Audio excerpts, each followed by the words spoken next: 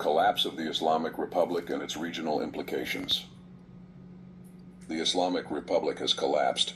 It has become weak and powerless, akin to a lifeless corpse lying on the ground that must be buried. An ignorant and stubborn leader, driven by delusional superstitions, has led Iran to the brink of destruction, effectively leaving the country devastated since 1979. In his speech, Khamenei appeared distressed, illogical, helpless, and filled with fear and contradictions, accompanied by a nauseating arrogance. Iran is facing a domino effect of collapse, and the new order in the Middle East is unstoppable and beyond control. 5. It's a sign of the humiliating defeat of the Islamic Republic of Iran's axis of evil in the Middle East.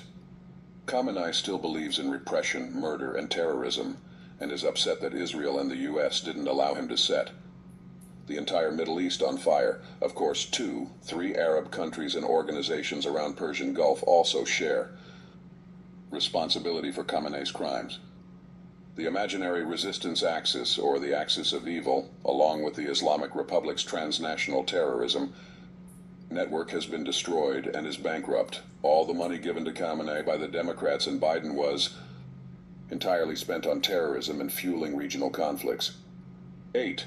The religious octopus in Iran has reached a dead end, and their only solace and hope lie in announcing a nuclear bomb, securing Khamenei's succession, and preserving the regime, all 3 of which are practically impossible. 9. The people of Iran no longer listen to the hollow promises and empty slogans of Tehran's dictator, nor do they hold any respect or value for him. There are no signs of change, growth, or reform in Iran. Both the so-called reformists and hardliners within the corrupt and oppressive regime have bankrupted, exhausted, and devastated the country.